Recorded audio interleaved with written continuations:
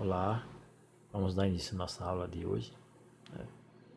Então, a gente vai iniciar nossa segunda fase, ainda na nossa primeira unidade. Então, na aula de hoje, a gente vai falar aí dos números inteiros. Então, dando sequência aí, vamos falar do conjunto dos números inteiros.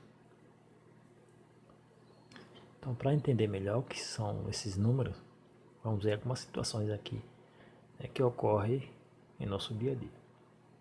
Por exemplo, você já parou para observar que muitas vezes os números naturais, que foram os números que a gente viu nos conteúdos aí anteriores, então esses números não são suficientes para representar alguns valores que estão presentes em nosso dia a dia.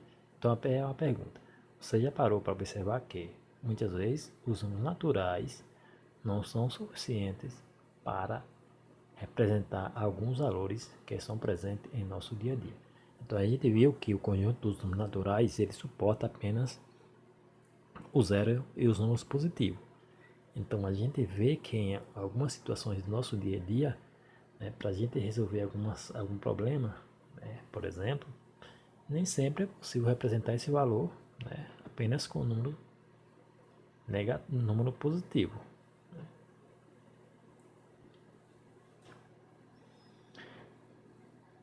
Para entender melhor aqui, vamos ver essa segunda situação. Por exemplo, Maria Eduarda tem R$ 80 no banco e realizou uma compra no valor de R$ 110. Como vai ficar a situação financeira de Maria Eduarda? Então, se ela tem R$ 80 e quer comprar algo que custa R$ 110, qual é a situação financeira dela? Quando eu falo em situação financeira, quero saber o seguinte: ela ainda vai ficar, após ela realizar essa compra, ela ainda vai ficar com saldo aí positivo ou vai ficar devendo alguma coisa, com saldo negativo? Então, quando a gente tem, por exemplo, um saldo tem um valor, é um saldo positivo. Quando a gente deve, por exemplo, é negativo. Então, essa associação aí se dá a seguinte: quando ganha, se dá um valor positivo, a gente pode representar com valores positivos. Quando a gente perde, ideia de perca, representamos em valor negativo. Então, se a gente tem também um saldo, se a gente tem saldo é positivo, se a gente vai dever, por exemplo, é negativo. No caso da situação dela aí, ela tem R$ 80 e quer fazer uma compra no valor de 110. Então, se ela só tem 80 e ela vai realizar uma compra que custa 110, o que vai acontecer? Ela vai pagar esses 80 e ainda vai ficar sobrando ou devendo. Lógico que é devendo, Então, esse valor que ela vai ficar devendo, porque não teve o dinheiro suficiente, será um valor negativo. Então, quando é negativo, a gente representa por menos. Nesse caso aí, a gente sabe que ela iria ficar devendo R$ 30. Então, seria menos 30. Então, como é formado o conjunto dos números inteiros? Então, a gente viu que os naturais é apenas positivo, o zero e o positivo. Então, o conjunto do número inteiro, que é representado pela letra Z, assim como os naturais é pela letra N, os inteiros, representado pela letra Z. Então, ele é o que? É a união dos números naturais, N, com os números negativos. Então, a gente viu aqui, só revisando os naturais, conjunto dos naturais aqui, é igual a zero e todos positivos, na sequência 1, 2, 3, 4, 5, 6. Ou seja, a gente viu que ele segue uma sequência de todos os positivos. Então, para os inteiros, eu vou pegar todo o conjunto dos naturais, ou seja, os valores positivos com o zero.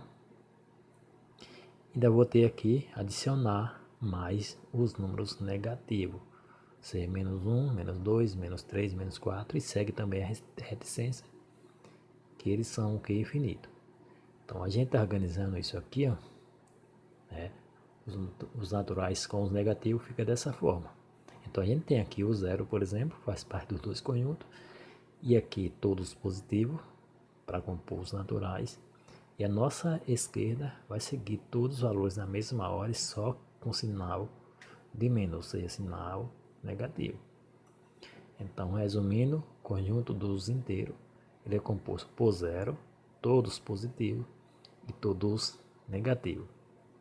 Então, é interessante a gente verificar o seguinte: enquanto os naturais são infinitos, né, mas temos o menor valor que seria o zero, já nos números inteiros ele também é finito, né, ele é infinito, tanto positivamente quanto negativamente, e nesse caso a gente não tem aí o menor valor, porque ele segue infinito para os dois sentidos, tanto positivo quanto aí negativo. Ele pode ser representado também em uma reta numérica. É interessante que a gente observe melhor, né?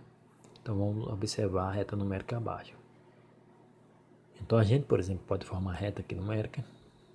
Ela é composta por algumas divisões. Esse tracinho significa o quê? Uma divisão. Quer dizer que cada uma divisão dessa representa aí uma unidade. Então se a gente for observar a partir do zero, temos aqui o valor zero, para frente todos positivos na sequência, né? Primeiro tracinho representa uma unidade. Vamos dizer que do 0 até 1 tem apenas um espaço. Depois do 2 eu vou ter 2 espaços até chegar ao 2. Até chegar ao 3 eu vou ter 3 espaços e assim segue.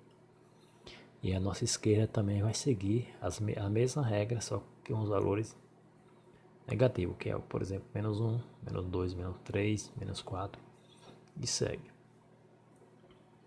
Então, se a gente observar, nessa reta é interessante que a gente pode até fazer algumas comparações, né? E algumas operações também. Vamos ver aqui, por exemplo. Vamos analisar aqui e responder a seguinte situação. Por exemplo, quem é maior, 2 ou 3? 2 está positivo e 3 positivo. Quem é maior, 2 ou 2 aqui ou 3? A gente sabe que o maior é o valor 3. Letra B, quem é maior, menos 2 ou menos 3? Menos 2 está aqui ou menos 3. Então, quem é maior, menos 2 ou menos 3? Nesse caso aqui, a gente tem o menos 2 maior do que o menos 3. Por quê? Porque eles estão negativos. Quanto mais o valor é negativo, quanto mais ele for maior, negativo, que ele vai ser sempre menor, porque segue a nossa esquerda. E a regra é a seguinte: cada valor à esquerda é sempre menor que o valor que está à sua direita. E cada valor que está à direita é sempre maior que o valor que está à esquerda. Então, nesse caso aqui, a gente viu que o 3 é maior que o 2 porque ele está à direita do 2. Sempre a direita é sempre maior. E aqui menos 2 é maior que menos 3 porque o menos 2 está à direita do menos 3. Agora ficou fácil para a gente entender, né? Por exemplo, quem é maior, menos 4 ou 1? Menos 4 está aqui. Qual o valor que está à direita? O 1. Então, se 1 está à direita do 4, né? Então ele é o maior. A gente sabe que cada valor que está à direita, a sua direita é sempre maior, né? Então essa foi nossa aula, né? Para a gente conhecer o conjunto dos números inteiros, como ele é formado, né? Para a gente conhecer esses valores. E na sequência aí, né, nas aulas posteriores, a gente vai falar aí das operações, aprender a realizar operações envolvendo esses números, ok?